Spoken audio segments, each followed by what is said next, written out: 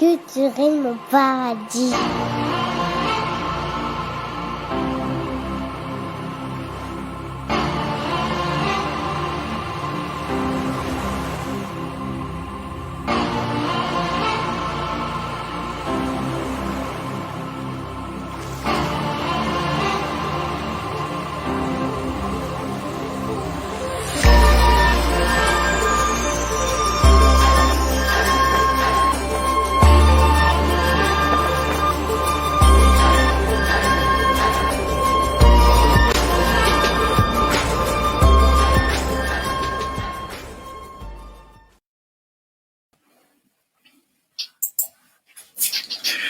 Bonjour, bonjour mesdames et messieurs, bonjour à nos amis des îles Caraïbes, Océan Indien et Pacifique.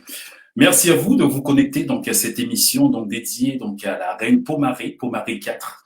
Donc on vous promet donc une très belle émission ce soir. Donc je souhaite remercier particulièrement donc les plateformes Iamoui, donc avec Temaeva et Léna Berthaud, donc qui se sont joints à nous donc ce soir pour cette émission donc consacrée à la vie de la reine. Donc, cette émission est sponsorisée par Une Voix, une Histoire, qui est la première maison d'édition de livres audio qui met en évidence, en valeur, donc les auteurs caribéens. En tout cas, merci à eux. Aujourd'hui, nous vous proposons donc une page d'histoire de la Polynésie que je ne connaissais pas particulièrement, que j'ai découvert tout récemment. En regardant donc dans un premier temps l'avant-première donc du film et ensuite le documentaire. Donc documentaire qui fera l'objet donc de discussion donc ce soir. Merci à vous de vous connecter. Donc pour tous ceux qui sont en direct et aussi ceux qui seront en replay parce que l'émission est aussi diffusée en replay puisque on a donc des internautes qui regardent l'émission sur les différents territoires. Donc je vous salue. N'hésitez pas à mettre un petit mot, donc un petit message à l'adresse donc de Culturé, pourquoi pas à mon adresse également, et aussi pour notre invité que je vais vous présenter dans un petit instant. Alors, au sujet de la vie de la dernière reine de Tahiti, Pomaré 4, donc Eimata Pomaré 4, donc née le 28 février 1813 à Tahiti et morte le 17 septembre 1877. Donc, elle fut donc la dernière reine de Tahiti, de Moorea et aussi des dépendances. Donc, les trois Motu de l'Ouest, ainsi que Ravaivae et Tuubua à Austral. Alors, peut-être que j'ai quelques soucis au niveau de la prononciation, veuillez m'en excuser. Mais en tout cas, pour moi, c'est une très, très grande découverte parce que je connais que partiellement donc le monde polynésien. En tout cas, c'est vraiment un véritable plaisir pour moi de connaître tout ça, tous ces pans de l'histoire polynésienne. Donc, elle fut donc reine entre 1827 et 1877. Donc, du coup, elle a d'abord été sous influence donc des missionnaires britanniques, puis sous protectorat français. Alors, nous allons retracer donc sa vie donc à travers cette émission ce soir. Donc une vie exceptionnelle qui a été jalonnée de bravoure, d'abnégation et d'altruisme envers son peuple. Donc je vous rappelle que le film documentaire, donc il a été diffusé donc sur les chaînes de France Télévisions, que vous pouvez retrouver en replay ce soir. Donc il reste plus que quelques jours pour pouvoir voir le replay. Et pour en parler, donc on va accueillir donc ni plus ni moins donc le conseiller historique Alexandre Juster. Donc, pour vous présenter un peu juste avant que je ne le fasse apparaître à l'écran, Alexandre, il est historien, anthropologue, ethnolinguiste, spécialiste de l'Océanie et des langues océaniennes et conseiller historique au cinéma. Voilà, donc sans plus tarder, on va l'accueillir. Bonsoir Alexandre.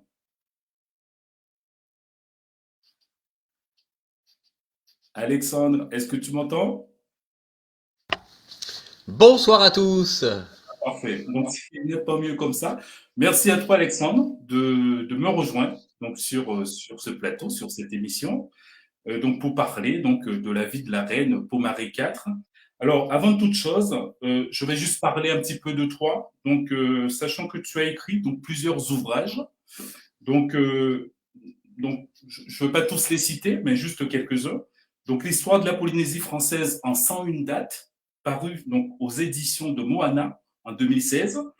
La mythologie tahitienne pour tous, donc toujours aux éditions Moana en 2017.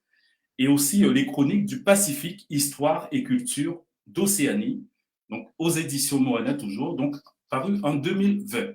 En tout cas, merci à toi d'avoir répondu présent à cette invitation pour parler donc de ce documentaire qui a défrayé la chronique, qui a beaucoup intéressé, donc au-delà donc des Polynésiens eux-mêmes, mais aussi un grand nombre de personnes, notamment dans l'Hexagone, qui connaissaient pas donc cette histoire, ce pan de l'histoire polynésienne qui est vraiment passionnante. Voilà. Donc, on va en parler dans quelques instants. Donc, dans quelques instants, je vais te donner la parole. N'hésitez pas donc à vous tous qui êtes connectés, donc à laisser des commentaires, poser des questions à Alexandre. Il se fera un plaisir de vous répondre. Donc l'objectif, c'est vraiment de créer une interaction avec vous, de manière à ce qu'on puisse, connaître un petit peu mieux la vie de la reine. Alors, avant toute chose, on va juste faire une petite pause rapide pour voir un extrait donc du film documentaire qui est récemment qui a été diffusé sur France Télévisions. On se retrouve juste après. Au fond, que sait-on des îles de Polynésie et de leur histoire? Il y a bien sûr ces images d'archipels sans fin, ces lagons, ces eaux turquoises. L'histoire de Tahiti, l'île principale de la Polynésie, est masquée par des mythes. Un imaginaire créé de toutes pièces pour faire rêver les Occidentaux. Mais certains personnages brisent ces clichés et nous racontent une histoire plus complexe, violente et fascinante à la fois. C'est l'histoire de Pomare IV, reine de Tahiti. Mais quelle fut la vie de cette reine? Comment une Polynésienne de 13 ans s'est-elle retrouvée sur le trône? Qu'est-ce qui a fait que cette femme a été aussi forte, aussi imprégnée et qui a imprégné tellement de choses dans notre culture et dans notre vie au quotidien aujourd'hui? Cette femme, qui se retrouve au cœur des conflits coloniaux, va défrayer la chronique à Paris et à Londres. La France a tout fait pour lui retirer tous les pouvoirs. Tout ce qu'elle avait, les terres, tout. C'est un bel exemple. Donc c'est une personne qui ne se laisse pas faire, qui s'est cognée là où il faut. De nombreux Polynésiens cherchent aujourd'hui à se réapproprier leur histoire. Les prises de position de cette femme, déjà considérée par ses contemporains comme une rebelle, sont une source puissante d'inspiration. À la jeunesse, elle a besoin de savoir d'où elle vient. Elle a besoin de savoir qui elle est. Elle n'est pas qu'une vahinée qui remue ses fesses sur les podiums.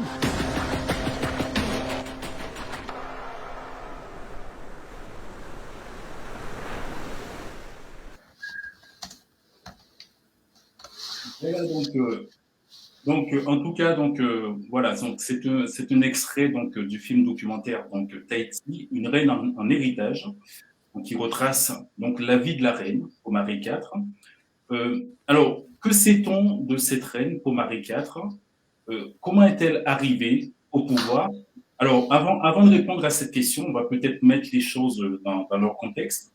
Est-ce que tu peux nous parler, donc pour Polynésiens qui nous écoutent, qui nous regardent, rapidement de l'histoire du peuplement polynésien, et ensuite on va parler donc de la vie de la reine. Ouais.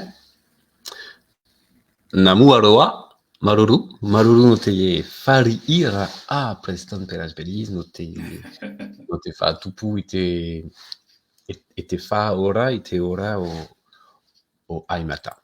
Voilà, ça c'est un petit mot de remerciement.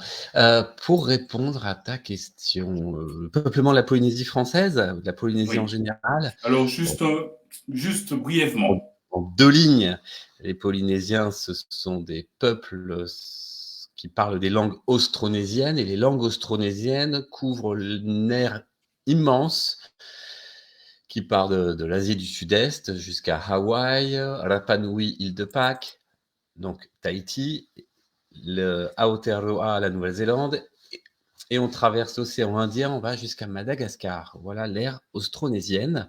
Et ce peuple qui parlait des langues austronésiennes est parti de Taïwan il y a 5000 ans et a essaimé dans tout le Pacifique et donc jusqu'aux confins de l'océan Indien, direction Madagascar, en passant par l'Indonésie. Ils sont arrivés à Tahiti. Alors, les dates évoluent beaucoup au gré des recherches et des années, des travaux scientifiques, mais ils seraient arrivés à Tahiti autour de l'an 1000, entre l'an 800 et l'an 1100.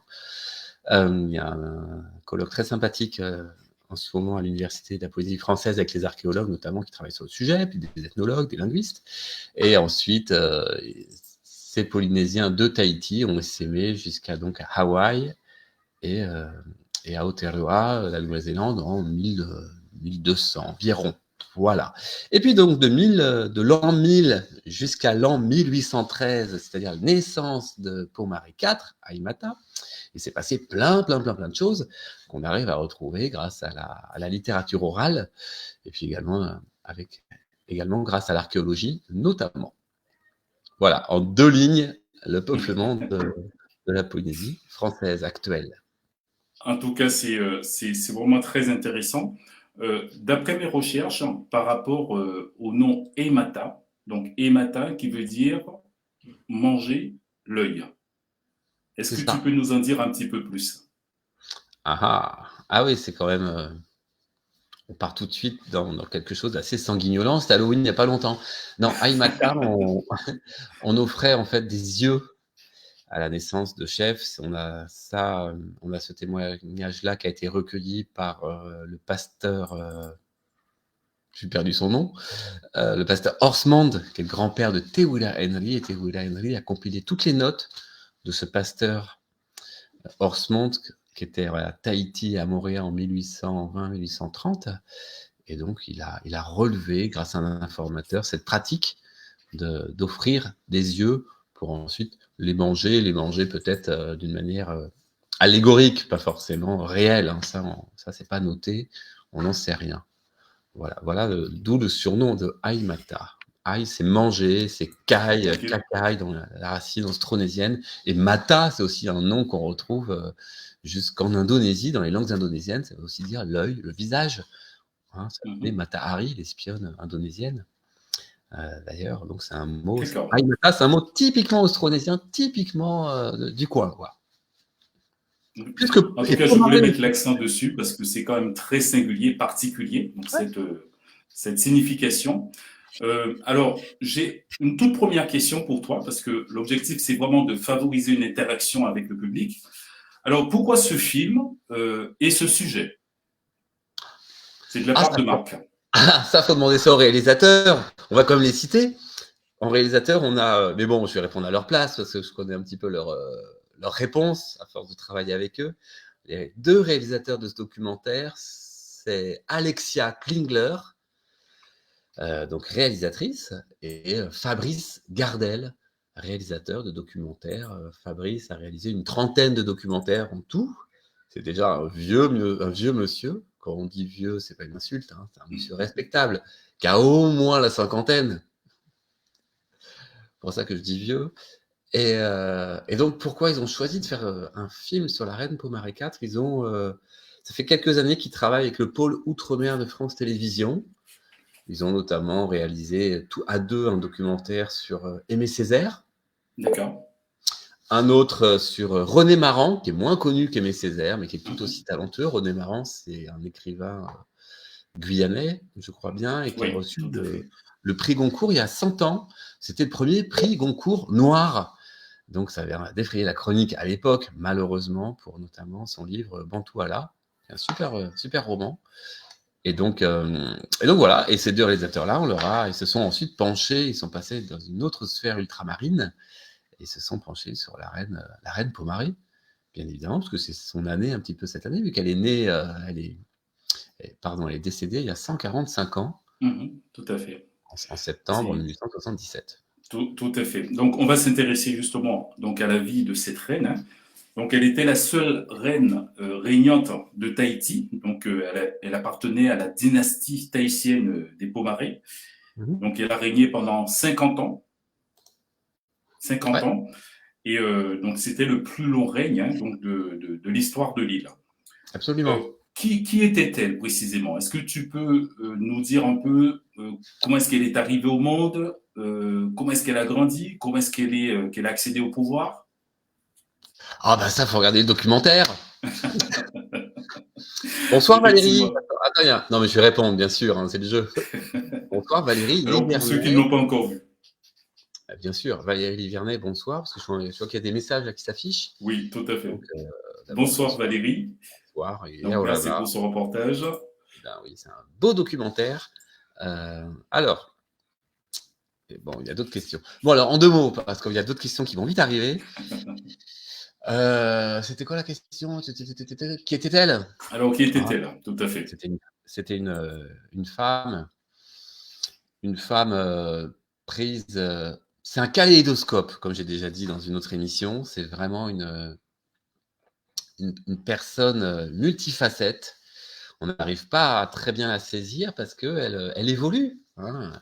Pendant ses 50 années de règne, elle évolue forcément dans sa pensée, dans sa réflexion, dans sa manière de gouverner également. Et puis, elle s'adapte à ses interlocuteurs, tout en restant polynésienne, mais ses interlocuteurs ont été multiples. Hein. Elle a d'abord eu les pasteurs en premier, parce que jusqu'en 1842, Tahiti était une nation souveraine, un État souverain, complètement indépendant, mais un peu sous le joug des pasteurs quand même. Avec plusieurs clans, il y avait plusieurs chefs. Plusieurs chefs, et la reine et le père de Pomare IV, donc Pomare II, a unifié des clans, mais il reste quand même des clans ennemis traditionnellement opposés à la famille Pomare du côté des Teva, donc de la presqu'île de Tahiti. Tout à fait. Donc elle s'adapte à tout ça, elle s'adapte également à ses opposants, à ses anciens opposants, on va dire traditionnels. Et les pasteurs, à l'époque, contrôlent quand même l'Assemblée législative, parce qu'il y a une Assemblée législative dans cet État souverain, forcément, mais l'orateur principal de l'Assemblée législative est pasteur et protestant, est anglais. Et les votes et les discussions se font à main levée. Et le peuple est déjà extrêmement converti, extrêmement chrétien, donc il ne faut pas déplaire aux pasteurs. Donc toutes les lois sont faites pour aller dans le sens de la mission protestante. Et la reine Pomare, elle arrive au pouvoir un peu par accident, par hasard. Est-ce que je le dis, est-ce que je ne le dis pas, est-ce qu'il faut le découvrir dans le documentaire? Oui, il vaut mieux. Bon, son frère a régné très peu de temps. Son frère, c'était son frère qui devait régner. Pourquoi? Il faut le découvrir dans le documentaire. Le teasing. Et elle arrive au pouvoir. Au début, elle est assez opposée au protestantisme. Forcément, elle n'a pas été formée par les missionnaires, elle n'était pas reine, elle n'était pas appelée à devenir reine.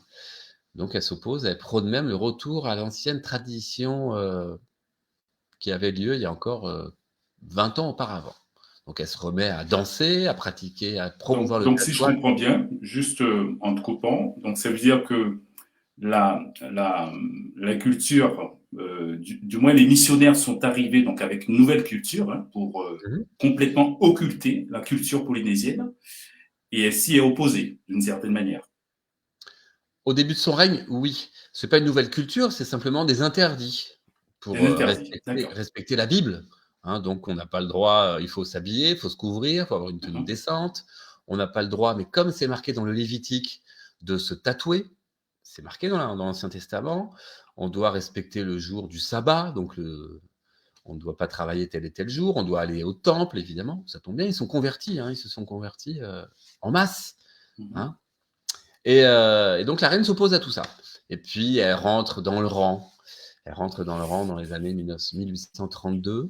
Donc elle est déjà reine, mais elle règne avec une certaine légèreté. Elle est très souvent absente de papier-été. Elle vit sa vie de jeune fille, comme dit une intervenante dans le documentaire. Il me semble que c'est Simone Grand.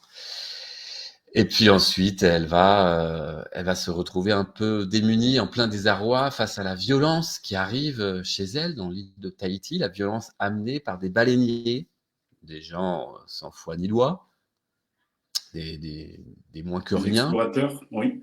Non, des baleiniers, vraiment des baleiniers. Donc ce sont des gens qui travaillent à la chasse à la baleine, et ils font relâche dans le port de Papeete, et ce sont des voyous, comme dit Marguerite Lai, des crados, crasseux, en haillons, et ils s'alcoolisent énormément, et il y a énormément de violence à Papeete, énormément de violence dans Papeete. Dans Tahiti, l'île est peuplée à l'époque de 20 000 habitants environ.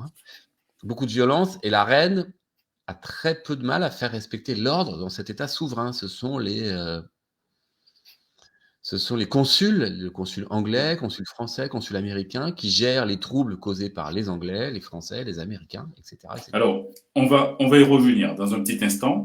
Alors, j'ai une autre question te concernant. Donc, c'est une question de Petara, tout. Donc, pourquoi maintenant mettre cette histoire en lumière, et pourquoi avoir menti ou caché l'histoire de notre reine aux Polynésiens? Ah, c'est pas une question... C'est une question facile à poser, difficile à répondre. Tout est dans les livres. Il faut lire l'histoire polynésienne accessible. Il n'y a pas que dans mes ouvrages. On va à la fac, à l'université. La bibliothèque de la fac est ouverte à tout le monde.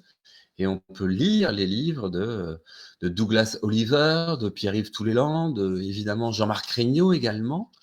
Donc tout ça, c'est accessible. Moi, je suis allé fouiller dans des archives pour avoir tel ou tel ou tel ou tel détail, telle ou telle lettre.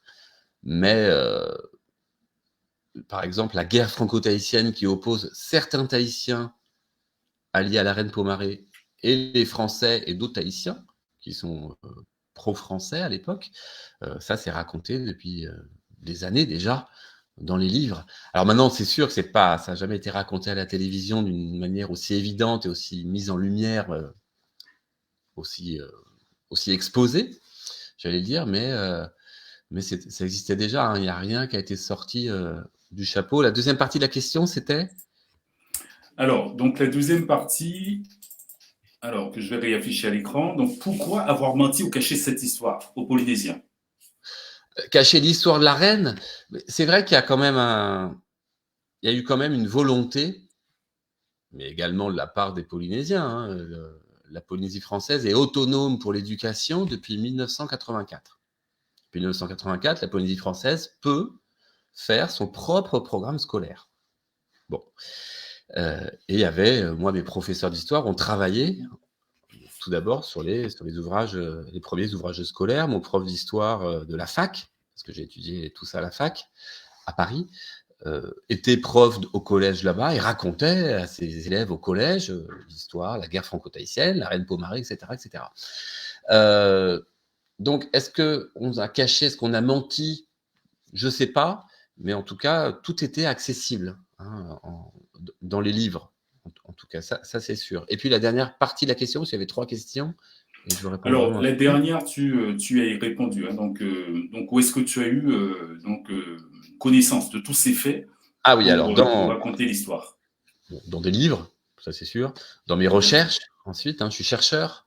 Et dans mes recherches, ça comprend aussi des livres écrits par des Anglais qui sont à la bibliothèque à Sydney, qui sont à Londres, qui sont au British Museum, etc., etc., pour vraiment avoir à chaque fois les 2 côtés de l'histoire. Mais c'est Petelo, je crois. Il faut qu'il lise, Petelo, le Tahiti aux temps anciens de Te Wira Henry. Alors, c'est un petit peu compliqué à lire. C'est un gros pavé, mais ça raconte bien l'histoire ancienne, racontée par des intervenants qui étaient pro-Pomaré. Donc, il n'y aura pas toute l'histoire des Teva. Il faut lire aussi, après j'arrête ma bibliographie, il faut lire le livre Les Mémoires d'Alexander Salmon et de sa femme, Ali Taimai. Il faut lire les mémoires de la dernière reine de Tahiti, la reine Maraou Salmon, qui était l'épouse de Pomaré V, mémoire écrite par Takao Pomaré. Il faut lire également, j'en oublie encore, il faut lire À la recherche de la Polynésie d'autrefois, écrit par le pasteur William Ellis. Donc à chaque fois que vous tapez tout ça dans Google, et vous avez soit des réponses dans les bibliothèques, soit si vous êtes loin des bibliothèques, vous avez des PDF, vous avez des livres en électronique. Ça coûte pas très cher, ça coûte une dizaine d'euros à chaque fois. Et rien qu'en lisant À la recherche de la Polynésie d'autrefois du pasteur William Ellis, mais c'est une mine d'or. On apprend énormément de choses et sur la vie quotidienne à l'époque on va dire pré-missionnaire et pendant l'installation des missionnaires, et puis toute la vie sociale et politique de l'époque. Et ça, c'est extrêmement accessible. Il ne faut pas être chercheur pour comprendre, pour arriver à lire tout ça. Parce que, je m'en termine par là, des fois, il y a quand même des livres qui sont assez il faut les digérer. Hein. C'est des livres écrits vraiment par des historiens, pour des chercheurs. Là, c'est un peu compliqué. Puis, il faut lire mes livres aussi. Voilà, je l'attendais également. Il faudrait que tu parles de tes livres. Un petit peu, il faut lire retrace les un livres. peu l'histoire aussi de la Polynésie. Ils sont trouvables partout en France. Il faut les commander chez Sur votre Amazon. libraire préféré, sur Internet également. Et puis, ils sont également disponibles dans les librairies en Polynésie française et en Calédonie. Donc voilà. Alors, j'en profite pour faire un petit coucou donc, à Lénaïque qui nous a rejoint et qui nous dit bonsoir les copains, bonsoir Lénaïque. Bonsoir Temaïva également qui assiste à l'émission. Donc, super reportage de la part de Manon Renaud. Merci. Merci Manon. Est-ce que je peux dire un petit mot? Je vois souvent le mot reportage et le mot documentaire. Oui. Alors, ils m'ont expliqué. Ça mérite une précision, effectivement. Moi aussi, je disais reportage, machin. Et les réalisateurs m'ont dit ah non, on va dire plutôt un documentaire. Après, on dit ce qu'on veut, très honnêtement. La différence entre un reportage et un documentaire, ça amène un impact derrière. C'est-à-dire, on essaye d'appuyer là où ça fait mal. Une prise de conscience, oui. Une prise de conscience, et puis de se poser des questions et de faire réagir et d'essayer de changer quelque chose. C'est ça vraiment un film documentaire, ça apporte, il y a un angle vraiment de vouloir faire changer quelque chose. En l'occurrence, là, il y a énormément d'angles, il y a énormément de points qui méritent d'être modifiés. Et puis voilà, un reportage, c'est vraiment...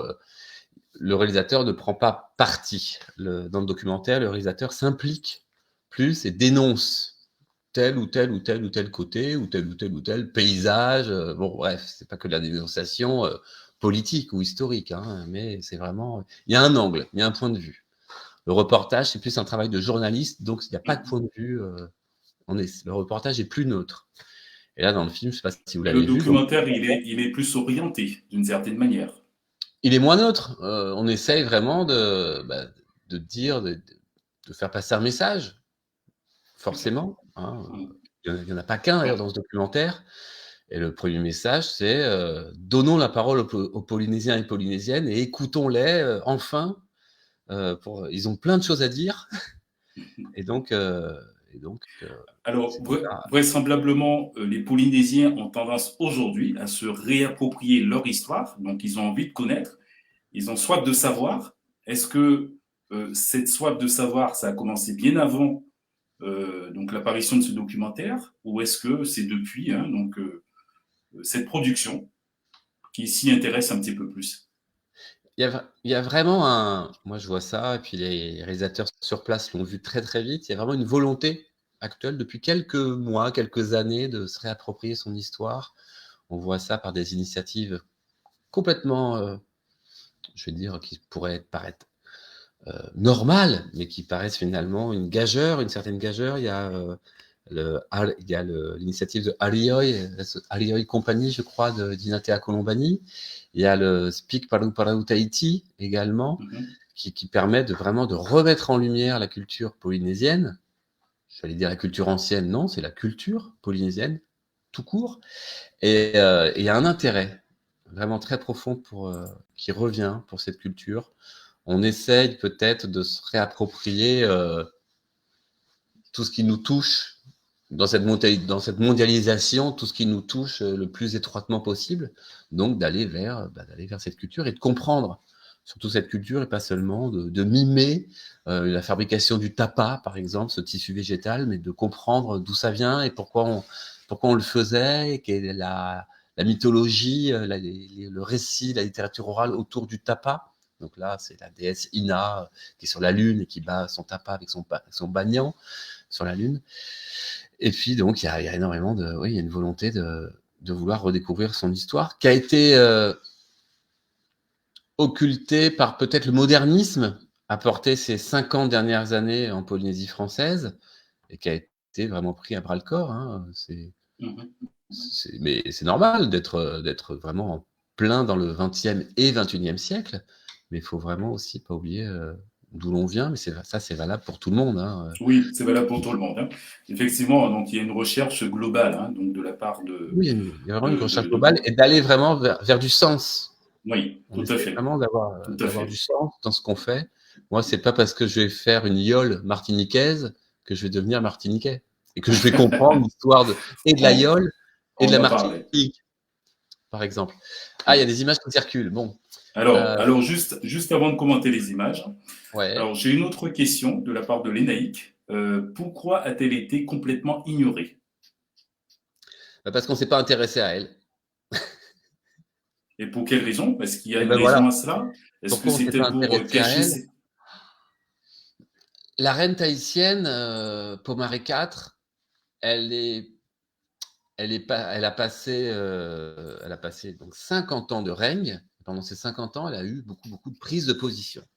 Elle a eu une prise de position au départ donc, contre les lois missionnaires, puis ensuite une prise de position contre la présence française, hein, et puis ensuite elle a eu une prise de position en faveur de la présence française.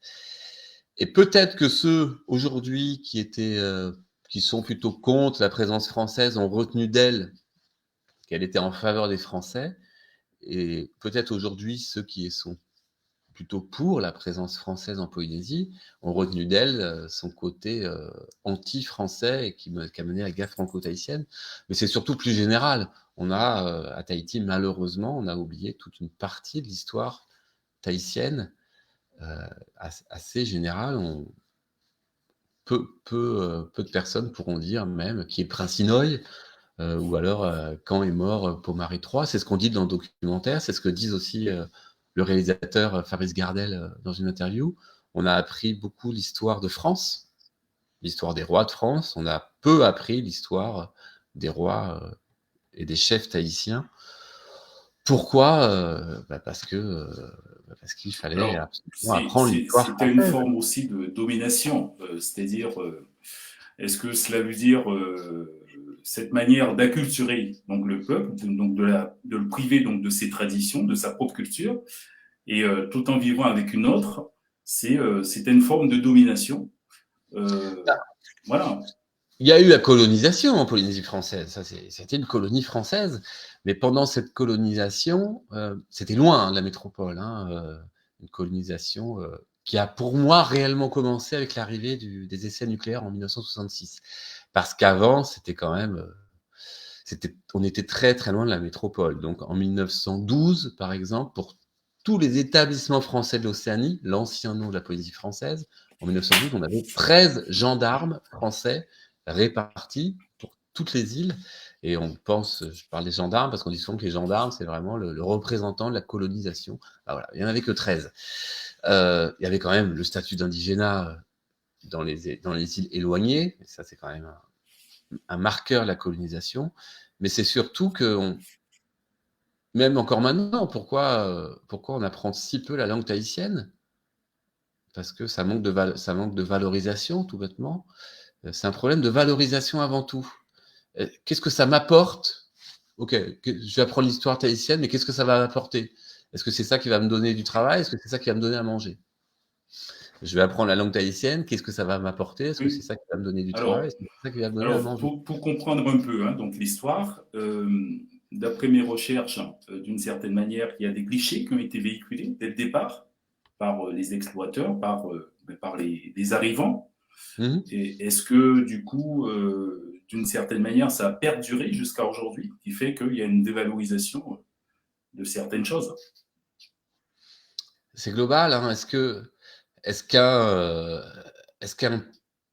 habitant de Poitiers apprend l'histoire du Poitou? Faut se rappeler que malheureusement, ou heureusement, ou en tout cas c'est comme ça, chaque mini-société dans le monde oublie peu à peu ses langues et son histoire. Pour les langues, on a la moitié des langues qui vont disparaître dans un siècle. Donc c'est pas seulement des langues sous domination coloniale, ce sont des langues qui vont disparaître. Évidemment, il y a un côté de dévalorisation, il y a un côté aussi de désintérêt, tout simplement, qui a été vraiment marqué. Mais moi, je préfère être optimiste et remarquer aujourd'hui l'intérêt vraiment croissant pour tout ça. Les gens se renseignent de plus en plus sur ce qu'ils sont vraiment, d'où ils viennent. Et moi, c'est ça qui m'intéresse. C'est pas, on peut se lamenter sur le passé, évidemment.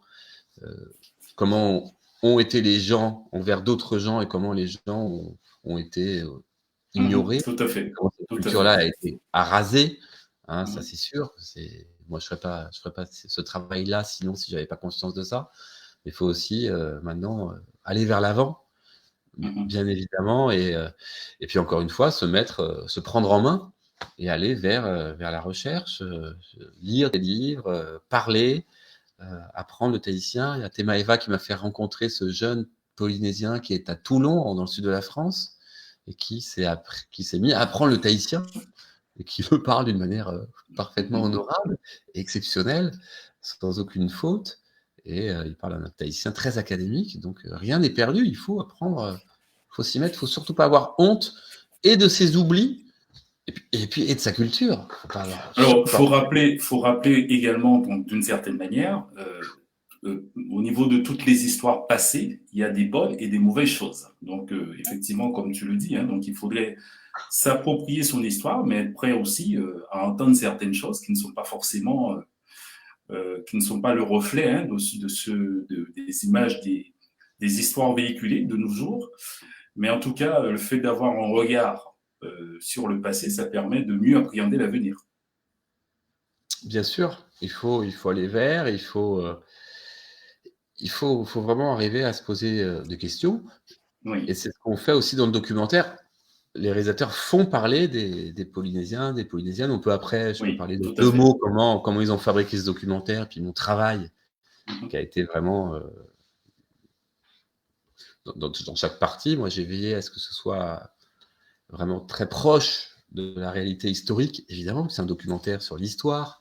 Donc, tout ce qui n'allait pas, j'ai dit attention, ça va pas, ou alors faut nuancer. Mais il y avait une question, encore une fois, il y avait deux questions. Alors, il y avait une question. Alors, celle-ci, je crois que tu y as répondu. Pourquoi on n'apprend pas ces histoires à l'école, où il y a Napoléon et Ça compagnie? commence. Alors, ça On doit commence, pas- hein, quand on regarde le livre scolaire de CM1, CM2, ça commence. J'ai regardé ça de très près. Et puis, ça a toujours été plus ou moins en programme. Mais encore une fois, pourquoi faire les profs disaient, même les profs polynésiens disaient, mais on doit former des jeunes à passer le brevet et le bac, et ça tombera ni au brevet ni au bac.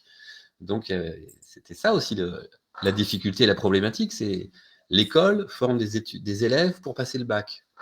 Donc, on doit apprendre des choses qui risquent de tomber au baccalauréat. Sinon, ça ne sert à rien. Donc, Alors, oui.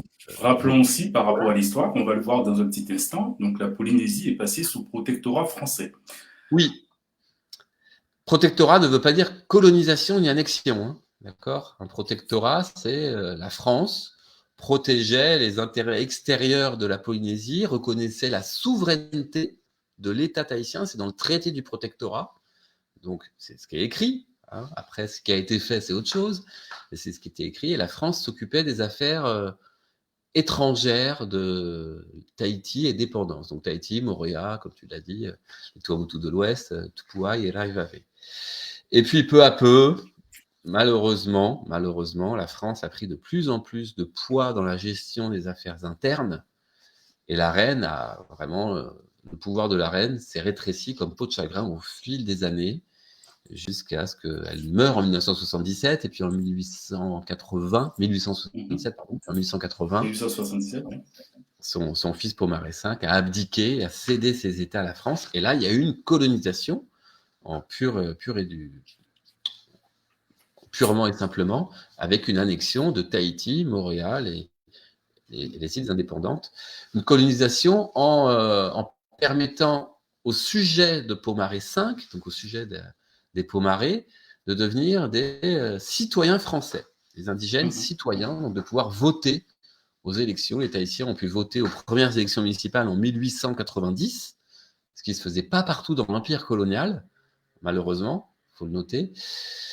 Et ce n'était pas le cas non plus dans les autres îles des établissements français d'Océanie. Donc les Marquisiens n'ont pas pu voter, ni les habitants plus tard de Bora Bora et Wainé, quand c'est aussi devenu français, et ni les habitants de Mangareva, par exemple. Eux, pour voter, ils ont dû attendre d'avoir la citoyenneté que tout le monde a eue en 1946, après-guerre. Donc Alors, pourquoi cette histoire n'est pas enseignée à l'école, encore une fois? Ça commence vraiment, et les profs sont évidemment demandeurs et veulent absolument raconter l'histoire polynésienne. Donc ça commence. Moi, mon prof d'histoire, il était Popa. Hein, c'était un métropolitain, un métro, un Zoreille. Vous l'appelez comme vous voulez. Alors, Et alors donc, je rappelle que tu as vécu une bonne dizaine d'années en Polynésie. Ouais. Tu as fait de nombreux voyages en Océanie. Donc, tu connais bien donc, la culture, la langue également que tu as étudié. Ouais.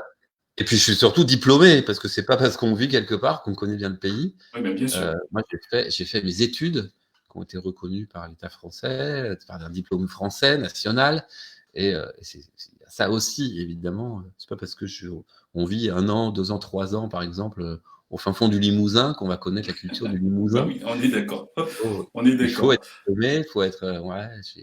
J'ai eu d'excellents cours, d'excellents profs en ethnologie, en histoire, en linguistique, tout ça du Pacifique, en géographie, en géopolitique, etc., etc. Et en Donc, ayant il est vrai que tu as des connaissances très aiguës hein, donc, par rapport au monde océanien. en ayant des bons cours et des bons profs, ben, ça donne de bons étudiants. Et moi, j'ai eu cette chance-là. Il y a la même formation à l'UPF et à l'UNC en Nouvelle-Calédonie, à Nouméa, notamment. Bon, ces photos, on les commente. Alors, il y a juste un message pour toi que je vais lire rapidement. Donc, bonsoir, merci encore pour cette émission. Donc, Alexandre Juster est toujours passionnant par l'exposé de ses connaissances. J'ai bien aimé le documentaire et je trouve toujours intéressant l'histoire de la Polynésie que j'affectionne particulièrement. Donc, c'est signé Cathy. Voilà. Merci Cathy. Bonjour Cathy. Apparemment, Cathy me suit. Bon, bah, enchanté. Exposer mes connaissances. Ouais, moi, je transmets. Hein. Moi, je travaille pas sur. Je travaille avec. Hein. Je suis pas là pour examiner des gens, des langues ou des peuples, tout ça. Je suis vraiment là. Bien sûr, bien sûr. C'est une collaboration. Tout ça, ça appartient à un autre siècle quand on travaillait sur les gens. Là, on débarquait et on les prenait pour des cobayes, ce qui ne sont surtout pas. Il faut travailler avec. Alors, ces photos. Alors. Ah ouais. Là, on a une lettre. On a à gauche la reine Pomaré, puis Pritchard. Ça, c'est une photo que j'ai transmise également à l'équipe, parce qu'ils voulaient des vues, évidemment. Ils voulaient savoir à quoi ressemblait Tahiti et Papeete à l'époque de la reine Pomaré. Donc, bah, ça ressemblait à ça. Ça, c'est en 1858. Une photographie de Julien Viau. Ah, ça va vite. Ça, c'est les Français qui débarquent en septembre 1942 pour la prise du protectorat. Ça va trop vite. Alors, je vais ralentir la cadence. Alors, juste un instant. Ça, c'était la prise du protectorat par Max Radiguet. C'est un tableau de Max Radiguet qui était là en septembre 1942, qui arrivait des marquises. Bon, ça, c'est des cartes. Et la prise du protectorat, donc, est illustrée. Donc, c'est pareil. Il y a énormément dans ce documentaire. Moi, pour parler de l'iconographie, ça, c'est une superbe esquisse. Pour parler de l'iconographie, moi, j'ai sélectionné environ près de 400 images parmi tout ce que j'ai. Ça, c'est le premier temple à Moorea. Le temple de Papeto'ai, le temple octogonal, première construction en dur, là aussi, construite dans tout le Pacifique. Octogonal pour reprendre les 8 vallées de Moorea, les 8 districts de Moorea. Celui-là aussi, et celui-là, c'est d'époque. Alors, ce que je te propose, Alexandre, le temps pour moi de ralentir, hein, donc la cadence des images. Alors, je vais te soumettre à une autre question. Alors, donc c'est une question de Lénaïque. Pourquoi, donc elle revient sur sa précédente question. Elle a raison, Lénaïque. Pourquoi a-t-elle été ignorée de son père et des missionnaires au pouvoir? Elle ne devait pas régner. Tout simplement. Elle n'était pas appelée à régner, c'était Pomaré III qui était appelé à devenir roi et qui a été élevé par les missionnaires dans la pure tradition protestante pour qu'ensuite qu'ils aient un bon roi protestant qui applique les lois protestantes comme il faut. Donc, ce n'est pas des lois anglaises, hein, c'est vraiment des lois protestantes. On n'est pas dans une colonisation de pays. On est vraiment dans une colonisation, on va dire, spirituelle. Mais tout ça, ça se fait avec l'assentiment des Polynésiens qui sont convertis envers cette nouvelle religion et qui perdent évidemment leurs anciennes habitudes qui deviennent interdites. Pourquoi ils se convertissent aussi vite? Ça, c'est moi avec la réalisatrice. pourquoi ils se convertissent aussi vite? Ça fait une bonne question aussi. Parce qu'à l'époque, il y a une énorme hémorragie démographique. On meurt là-bas. On meurt de toutes les maladies qui traînent et qui ont été importées involontairement par les Occidentaux. Un rhume tue. Le rhume, c'est le virus coryza, hein, c'est un coronavirus, et on sait que les coronavirus tuent. Et donc là-bas, le rhume tue parce que les populations ne sont pas immunisées contre les virus des Occidentaux. La petite vérole tue énormément. Quand je dis tue, c'est une hécatombe. Hein. La petite vérole, moi j'ai retrouvé les chiffres. Alors pareil, ça par contre, il faut chercher. C'est pas dans les livres, c'est dans les journaux de l'époque, etc. Il y a eu 7 vagues épidémiques de petites véroles, il me semble, ou de... oui, c'est ça. Entre 1842 et 1870. 7 vagues épidémiques qui ont fait partir plus de 15% de la population restante à Tahiti. Donc voilà, donc quand vous avez, il restait 10 000 personnes, il y a eu 15 000 personnes, il y a eu 1500 personnes qui sont décédées suite à une seule épidémie, en plusieurs vagues. Donc voilà, et ça a été comme ça depuis l'arrivée des Occidentaux qui sont venus avec leurs propres maladies, et également des maladies vénériennes, des maladies sexuellement transmissibles. Et ça faisait énormément de mal, mais aux femmes, et les femmes étaient stériles. Et à un moment donné, l'espérance de vie pour les femmes est tombée en 1860 à 16 ans à la naissance. Donc voilà. Donc quand on est dans une telle hémorragie démographique et qu'au bout de 15 ans, les missionnaires disent mais croyez en Dieu, croyez en Jésus, en Jéhovah, il pourra peut-être lui vous sauver. Ben, on essaye. Puis les missionnaires avaient quelques rudiments de médecine. Également, ils arrivaient un peu à soigner, donc ils sont arrivés à soigner. Et puis, ça s'est fait aussi, cette conversion, grâce à l'appui de Pomaré II, donc le père de Pomaré IV. Pomaré II qui a fait, on va dire, un pacte avec les missionnaires. Pomaré II, en 1810, il est en déroute totale. Il a perdu beaucoup de pouvoir à Tahiti, s'est réfugié à Montréal, il est en face, sur l'île de Montréal. Il y a notamment un pasteur, Henry Knott. Et Pomaré II réfléchit et se dit, tiens, si jamais je deviens chrétien, peut-être que je vais pouvoir avoir la bénédiction divine pour reprendre mon pouvoir à Tahiti et avoir un appui de poids, c'est-à-dire un appui divin. Et c'est ce qui s'est passé. Il a demandé le baptême, il est devenu chrétien, il est reparti à Tahiti, il a eu une grande victoire à la bataille du Feipi et il a réussi à remporter cette bataille en se disant, mais si ça se trouve, c'est Jésus, c'est Dieu qui m'a aidé. Donc, il a embrassé la foi chrétienne, la foi protestante à ce moment-là. Et après, ces sujets ont suivi. Et contrairement aux habitudes, après une victoire, il avait promis au pasteur Knott de ne pas faire de razzia, de ne pas exterminer les vaincus, de ne pas détruire les cultures, les chants de tarot, etc. Donc, il a agi en chrétien, en ne décimant pas la population vaincue. Donc, la chrétienté, là-bas, a amené la paix, en tout cas. Et puis, Pomaré IV, elle a amené la stabilité. Et ça, c'est important. On a eu 50 ans, pendant 50 ans, on a eu une reine. On a eu une reine à Tahiti stable. Et ça, c'est très important. Là, on est en 1827. Vous voyez, ça ressemble à ça. Donc, il n'y a pas du tout. Là, c'est pareil.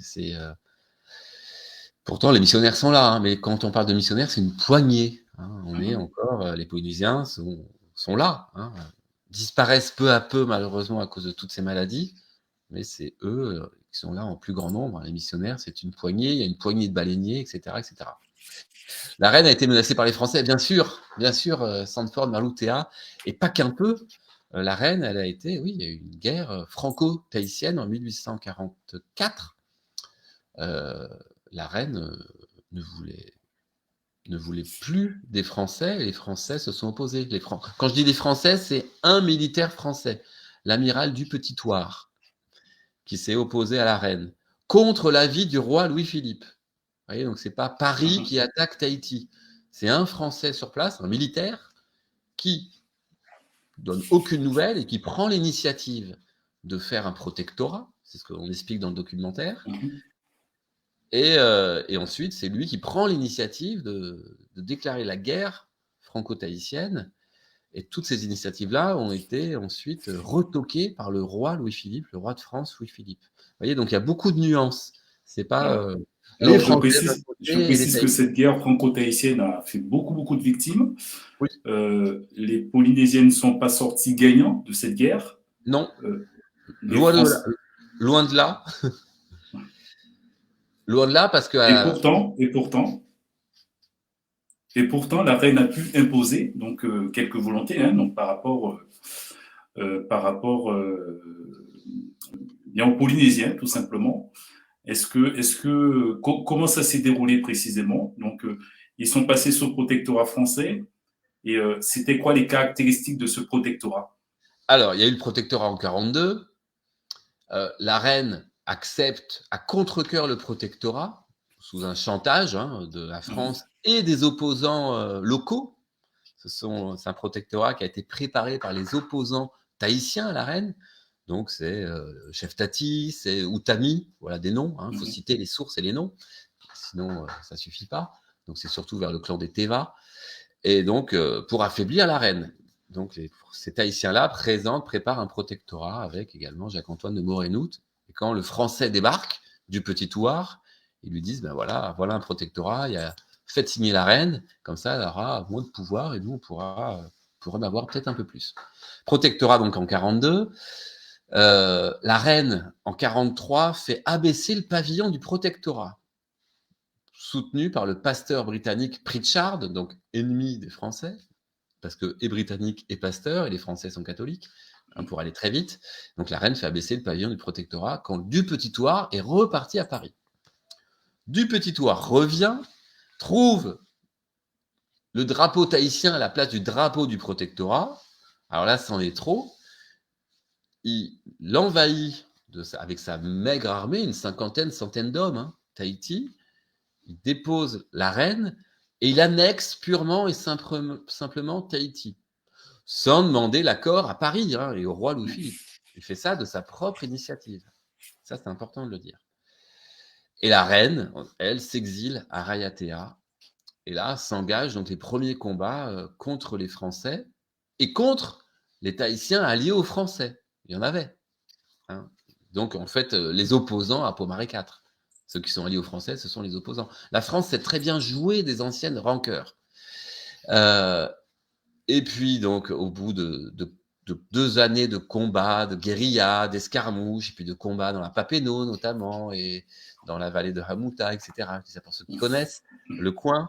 Les Tahitiens perdent. Il y a eu, on ne sait pas trop bien les pertes tahitiennes, parce que les Tahitiens reprenaient les cadavres de manière traditionnelle. Donc, on n'a jamais pu compter. On estime à environ 300-500 hommes décédés, tahitiens, au minimum. 500 hommes sur une population de 10 000 habitants, ça fait pas beaucoup. Ça fait 10% de la gente masculine qui sont morts. Sachant que le rapport de force était quand même faussé dès le départ. Oui, bien sûr, donc illégal. Tu me disais que les Tahitiens, ils avaient aussi des armes. On n'était pas vraiment ce qu'on veut faire. Les Tahitiens étaient armés, évidemment, d'armes à feu. Ils ont appris le maniement des armes à feu avec les premiers baleiniers en 1789-90. Mais bon, par le nombre, les Tahitiens étaient bien sûr en infériorité. Et les Français ont été aidés par les Tahitiens qui les alliaient pour débusquer les rebelles, les résistants, les opposants. Tout le monde choisira le qualificatif. Donc, la guerre tahitienne est remportée par les Français. La reine est rappelée, mais la reine n'est pas rappelée perd du pouvoir à ce moment-là, parce que alors que le protectorat de 1942 prévoyait qu'elle règne et qu'elle décide seule les affaires tahitiennes qui concernent les Tahitiens, après la guerre franco-tahitienne, la France dit, maintenant, Pomaré IV, les affaires tahitiennes, on va décider ça ensemble, également. Donc, elle perd du pouvoir. Elle est remise, elle gagne le trône, mais elle perd du pouvoir. Et puis, elle va, un petit peu, ça c'est son côté diva qu'Alexia Klingler met en avant dans le documentaire avec Fabrice Gardel.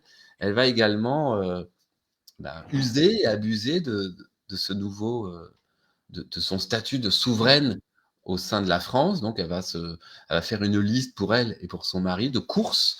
Elle va commander un lustre, elle va commander un palais royal, elle va commander des habits qui viennent de Lyon, de la soie qui vient de Lyon. Elle veut s'habiller chez le même tailleur que le parisien, que le roi de Suède, qui s'habille également chez un tailleur parisien, rue du Faubourg-Poissonnière. Ça aussi, j'ai retrouvé tout ça. Donc elle a un peu la folie des grandeurs. Et en même temps, elle pense tout le temps à son peuple qui disparaît. Et elle a un regard qui devient de plus en plus triste au fur et à mesure des années, dans les tableaux, les photographies, les premières photographies prises. Et elle pense à ce peuple qui disparaît. Puis elle aussi, elle se dit, mais si ça se trouve, c'est moi la prochaine. Et qu'est-ce qui va arriver à mon peuple et à mon royaume et à mon pouvoir quand tout cela aura disparu? La France restera, mais il ne restera plus que des Français. À l'époque, il y a très très peu de Français. On parle d'une poignée de Français vraiment qui sont là. C'est surtout évidemment les Tahitiens. Quelques habitants des autres îles. Les Chinois ne sont pas encore arrivés. Et puis quelques Anglais, quelques Américains notamment, dont Herman Melville. Alors, juste une parenthèse. Il faut quand même souligner le fait qu'elle impressionnait, elle défrayait la chronique, que ce soit à Paris ou à Londres. C'était quand même quelqu'un qui avait une certaine image auprès des Occidentaux. Ah oui, c'est la reine Pomaré. La reine Pomaré, c'est la reine Pomaré, c'est la reine du bout du monde pour Paris, pour Londres, et tout le monde parle d'elle. Ça, on en parle dans le documentaire, donc faut regarder le documentaire en replay. Je dis ça parce qu'en plus c'est gratuit. Oui. Et d'autant plus qu'il est disponible que quelques jours. Alors, j'ai une bonne nouvelle à annoncer. Ah. On a la production a demandé à France Télévisions de prolonger les replays pour 6 mois. Waouh! Ah, c'est une très bonne nouvelle. Ah oui, parce qu'on a dit, mais vous savez, le temps que toute la nouvelle fasse le tour, 7 jours, c'est pas assez. Oui. Donc, est-ce qu'on peut prolonger? Et puis, donc, France Télévisions a dit, on prolonge de 6 mois le replay. Ah ben, c'est super. Donc, on a 6 mois pour voir, revoir en replay, sans devoir pirater quoi que ce soit ou échanger des clés USB. Non, on se connecte, on crée son compte gratuit sur France Télévisions, France.tv, et puis on regarde le replay de la reine de Tahiti, une reine en héritage, pendant 6 mois à volonté. Et on regarde surtout, on écoute surtout les intervenantes et les intervenants qu'il y a dedans. C'est-à-dire, je vais les citer, on a Simone Grand, qui est anthropologue et également qui a énormément travaillé sur la médecine traditionnelle. On a Moéali Darius, qui découvre l'histoire tahitienne depuis quelques années, qui a fait un livre Tupuna l'an dernier, qui a eu un joli succès là-bas. Comme autre intervenante, on a Marguerite Lai, cette immense chorégraphe, chef de la belle troupe au Tahiti. Marguerite, elle a incarné la reine Pomaré IV il y a maintenant 6 ans dans un spectacle qu'elle a écrit. Les réalisateurs sont allés la voir et elle intervient parce qu'elle connaît bien l'histoire, elle aussi. On a qui encore? On a Tiare Teote qui est styliste qui fait des reines, des robes Pomaré, parce que les réalisateurs voulaient surtout pas interviewer les spécialistes. Ils voulaient vraiment des... Pourtant, il y a un petit paradoxe, mais j'y viens. Il y a également, après Tiare Teote, on a encore en tahitienne, polynésienne, Leiana Fojra, qui est présidente du comité Miss Tahiti, parce que Miss Tahiti, chaque année, défile en robe Pomaré, puis les réalisateurs voulaient interroger déjà la société civile. Côté homme, on a Joinville Pomaré, qui est un descendant de la reine Pomaré IV. Ils ont contacté tous les descendants. Joinville Pomaré a répondu. Il y a encore côté homme Teva Victor, sculpteur, qui est né en Polynésie française, qui a grandi, qui vit en Polynésie française, et qui a, lui, réalisé un buste de la reine Pomaré, qui est exposé dans les jardins de l'Assemblée territoriale, l'Assemblée de Polynésie française maintenant. Et puis, côté homme, il y a qui encore avant lui? Il y a... je crois que c'est tout. Côté homme, j'en ai oublié. Il y a moi également qui intervient de temps en temps, mais c'est pour une question de rythme. Moi, mon passage est vraiment très secondaire. Bon, c'est quand même très pertinent, ce que tu apportes au film, au documentaire. Oui. Mais c'est ce qu'on apporte également par la voix off. À un moment donné, il fallait couper la voix off par un intervenant. Donc c'était Ils m'ont dit, est-ce que au lieu qu'il y ait une longue voix off, est-ce que tu veux bien venir couper la voix off et intervenir face caméra? J'aime pas trop ça, je vous le dis tout de suite, mais c'était vraiment pour le rythme du film, pour bien dépanner. Je cherche encore l'intervenant homme qu'il y a. Et puis il y a eu énormément après de contacts sur place par les réalisateurs et puis et l'équipe. Il y a une équipe de production sur place qui a coproduit le film sur place. Il y a un chef opérateur polynésien, c'est important également, qui a fait toutes ces belles images avec les réalisateurs quand ils sont allés 10 jours en Polynésie française. Ils sont restés 10 jours, ils ont bossé 10 jours. On s'appelait très souvent, ils étaient en permanence au travail, en train de chercher les meilleurs plans possibles et les meilleurs intervenants qui étaient déjà trouvés, mais pour concilier l'emploi du temps des intervenants avec leur emploi du temps. Petite anecdote, la réalisatrice adore plonger, elle n'a même pas pu jeter un orteil dans le lagon, elle n'a pas pu faire de plongée. Bon, il n'aura plus qu'à revenir, non, ils ont vraiment bossé tout le temps, ils sont revenus très très pâles, ils ne sont pas revenus bronzés du tout. Donc, normal, c'est du travail, c'est un film, et il fallait vraiment qu'ils réussissent ce film, et ce film était attendu, il le savait pertinemment. Et puis, il y a eu tous ces contacts auparavant qui ont été faits, et là, ils sont tous remerciés au générique, parce que ces contacts-là de Polynésiens étaient vraiment capitaux pour eux, pour qu'ils comprennent l'histoire très très vite. En tout cas, c'est une belle réussite pour les Polynésiens qui ont appris beaucoup de choses, et au-delà également, puisqu'on a aussi les hexagonaux, donc qui ont découvert cette histoire, une histoire très singulière. Alors, je te propose, l'heure avance, je te propose de regarder un autre extrait donc, du documentaire, et on se retrouve après pour peut-être 2 ou 3 questions qu'on va prendre dans le chat. À de suite. Pomaré assume tous ses visages. Une Polynésienne qui respecte les façons de vivre de son peuple. Une souveraine qui ne boude ni ses plaisirs, ni ses privilèges. C'est différentes facettes qui me font sourire parce que je sais que c'était une femme très très intelligente, et puis aussi son côté fun, princesse un peu, qui savait ce qu'elle voulait, qui s'affirmait. Le soir, on fait la fête. Quand on est fatigué, on se repose. Et si on trouve quelque chose à se mettre sous la dent, on fait l'amour, on se couche ou on va se baigner au bassin de la Reine.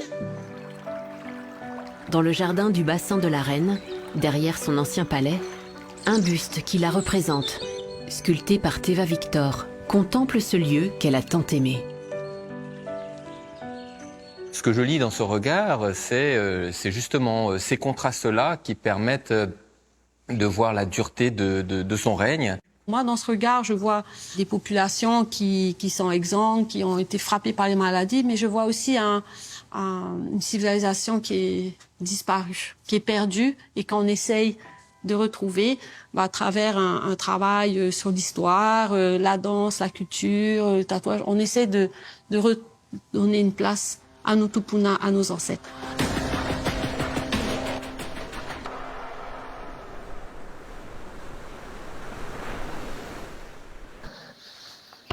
Voilà, donc ça, c'est un autre extrait donc, du film documentaire donc Tahiti, une reine en héritage, que vous pouvez retrouver en replay sur les plateformes de France Télévisions. Donc, je vais vous mettre le lien, quoi qu'il en soit, donc sur le site, la plateforme Culturelle ainsi que Iamui, donc de manière à ce que tous ceux qui n'ont pas découvert donc ce formidable documentaire puissent avoir accès donc à toutes ces histoires concernant la reine. Alors, donc j'ai trouvé, bien sûr, le troisième homme interviewé comme intervenant qui est vraiment. Ah oui. On a été stupéfait par ses réponses. C'était Lona, le gardien de la maison de la reine Malaou Salmon, ce Polynésien qui est très très ému quand il nous raconte quand il a découvert cette maison maintenant qu'il garde à présent.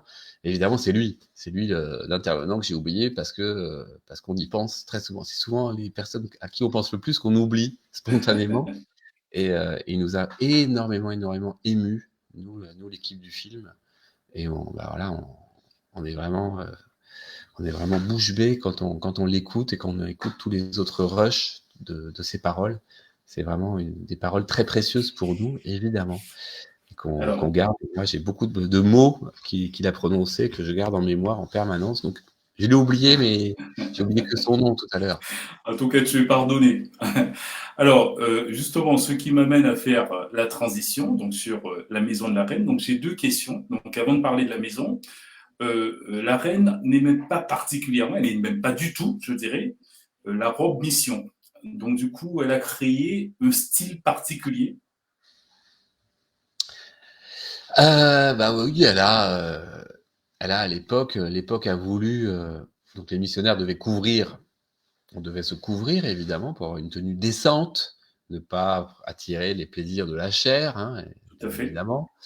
Il y a ça également en Nouvelle-Calédonie. Et comme en Nouvelle-Calédonie, il y a une réappropriation de cette robe mission, hein, la robe qui est devenue donc la robe Pomaré, parce qu'à l'époque, elle a donc été, le col a été évasé, comme on dit dans le documentaire, on a rajouté de la dentelle, et puis surtout la couleur, très très vite pour qu'il y ait quand même une certaine comment on dit, un tuning hein, de cette robe. Je ne trouve pas le mot pour la mode. Alors, ça a été restylisé, on va dire. Voilà, restylisé, merci. Je ne suis pas spécialiste en mode, ça se voit d'ailleurs. Et donc, ouais.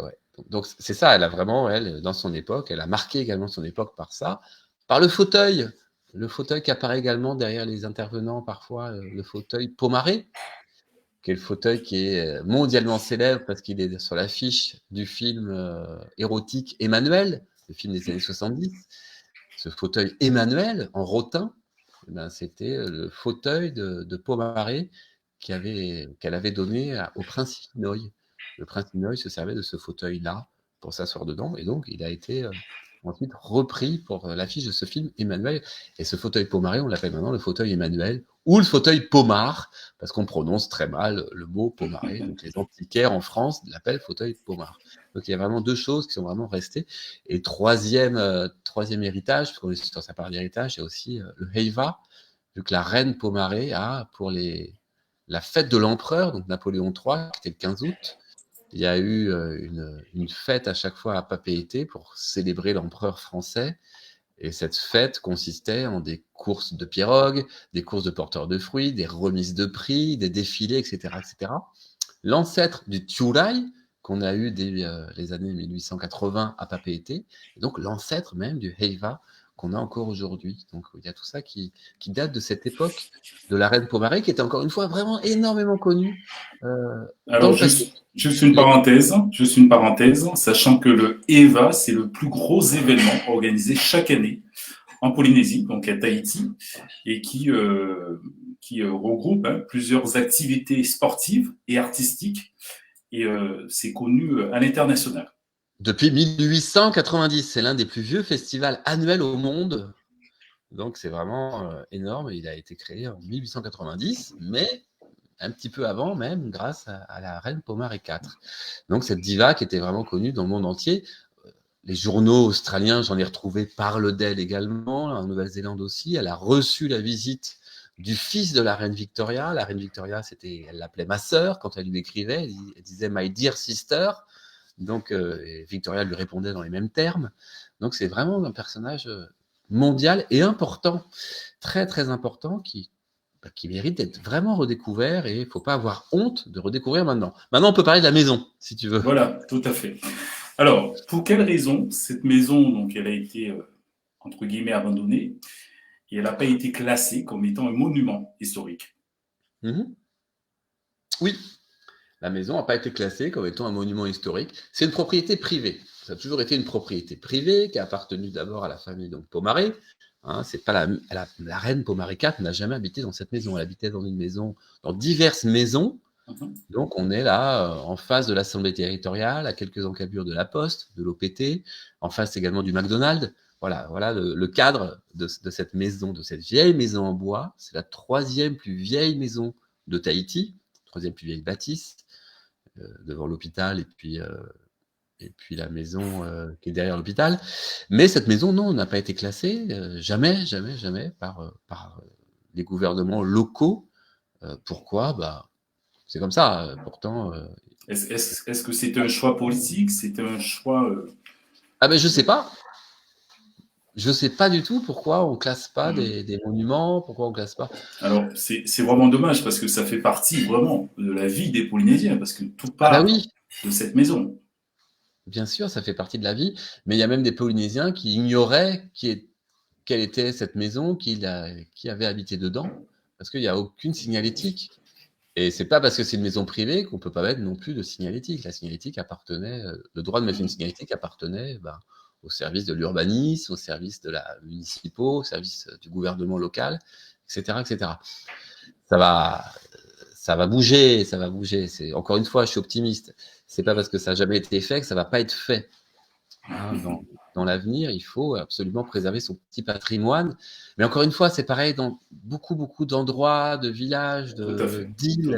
C'est pareil, je pense aux Antilles, à La Réunion. On prend conscience maintenant qu'il faut vraiment classer des choses qui font partie du petit patrimoine historique ou du grand patrimoine historique. C'est pas le palais de la reine Pomaré, on est bien d'accord. Le palais de la reine, il a été démoli en 1864. Pareil. On a démoli le palais de la reine Pomaré en 64, vraiment d'une manière, dans l'indifférence générale à l'époque, parce qu'il fallait faire autre chose à la place. En l'occurrence, c'est l'Assemblée territoriale. Donc voilà, c'est malheureusement c'est la bêtise des hommes de ne pas classer forcément toujours quand il faut les choses. Ça va peut-être être classé bientôt, je ne sais pas, ou peut-être pas. Il va peut-être y avoir quelque chose. Peut-être qu'il y aura une prise de conscience, une forte prise de conscience des Polynésiens qui va engendrer une mobilisation pour aller vers cet objectif-là. En tout cas, il y a une question à l'Assemblée territoriale il y a un mois qui a été posée par une élue justement à ce sujet au gouvernement. Donc vous voyez, ça bouge. Ça bouge beaucoup, forcément. Bon, Alexandre, en tout cas, merci. On va prendre une toute dernière question, puisqu'on arrive au terme de cette émission. Donc, on a un peu dépassé, mais c'est pas bien grave, parce qu'il y a beaucoup de choses à dire. Et c'est vrai que j'avais préparé énormément de questions, mais on n'a pas tout vu. Mais c'est sur un format d'une heure. Hein. S'il faut rester 5 heures de plus, c'est pas grave, je regarde pas le coup. Bon, mais dans ce cas, on va te réinviter. Et donc, du coup, on va aborder pas mal d'autres thématiques donc autour de la vie de cette reine et qui méritent d'être portées à la connaissance du public. Mais en tout cas. Alors, dernière question, vas-y, j'écoute. Alors, la dernière question qui vient de Temaïva. Alexandre, et maintenant, quelle est la suite? Un autre documentaire, des diffusions, etc. Et toi, quels sont tes projets? Alors, mes projets. D'abord mes projets, comme ça, j'aime pas parler de moi, comme ça j'en parle très vite. J'ai toujours 3 livres à finir qui ont été un petit peu mis de côté grâce à ce documentaire, grâce évidemment, notamment un sur la Nouvelle-Zélande. Bon, voilà. La suite de documentaires, Fabrice Gardel et Alexia Klingler, ils aiment bien faire des écosystèmes autour des documentaires. Donc, ils adorent faire ça. Ils adorent ensuite faire des choses complètement différentes qu'un documentaire autour du même thème.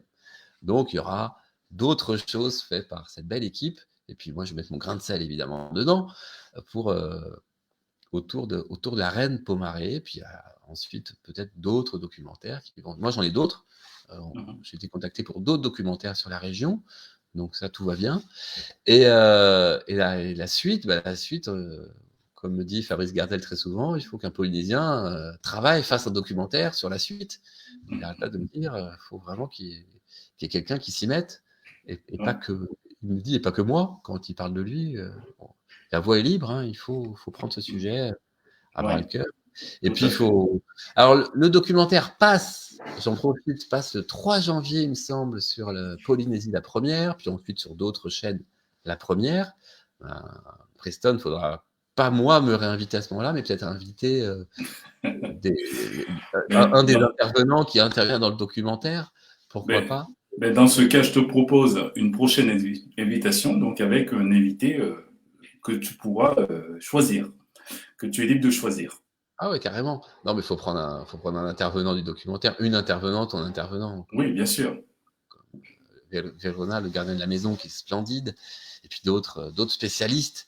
Il y a plein de spécialistes en histoire polynésienne qui font des études, qui sont à la fac, et il faut les. Voilà, je vous donnerai des noms. D'accord. Rendez-vous est pris, quoi qu'il en soit. En tout cas, merci pour cette interview, hein, donc d'un petit peu plus d'une heure. Alors, j'en profite également, hein, donc pour célébrer, hein, donc la victoire de l'équipe de France. Ah bon? Ah oui, tout à fait. Donc, on est qualifié. Donc, c'est une très très belle chose. Merci en tout cas d'avoir participé à cette émission. Merci au public, aux internautes, hein, qui ont posé pas mal de questions, qui s'intéressent à ce sujet qui est quand même poignant, un sujet qui concerne, hein, donc la vie des Polynésiens. Je vous invite particulièrement donc à regarder donc le replay qui est disponible désormais 6 mois, hein, donc un petit peu moins de 6 mois, en replay donc sur le site de France Télévisions. Donc je mettrai donc le lien sur les plateformes culturelles Iamui et Lénec Berthaud. Est-ce que donc dans le chat vous avez encore vous souhaitez dire au revoir à Oui, on a Alexandre? encore une minute. Moi, je vais terminer. Je suis scientifique, c'est des sciences, hein, l'ethnologie, l'histoire.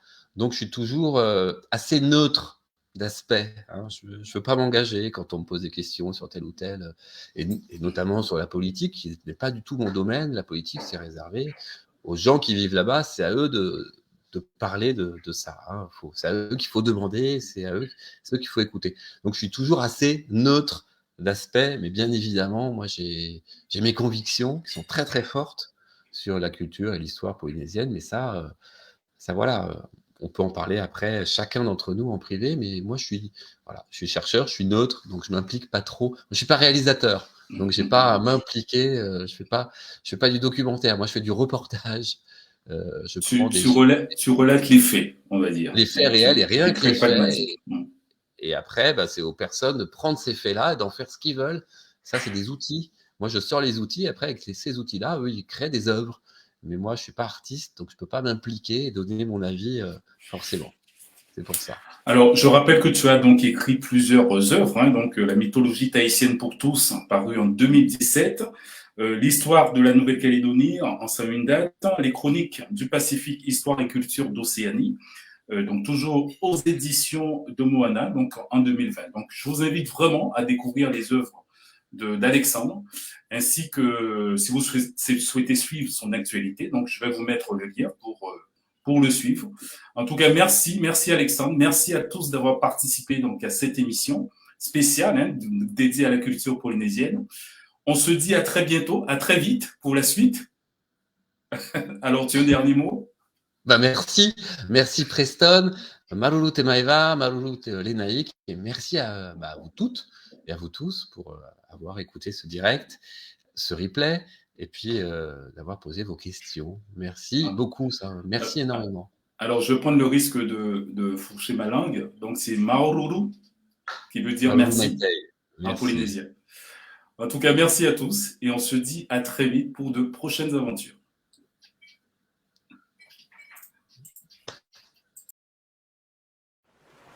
Culturel mon paradis.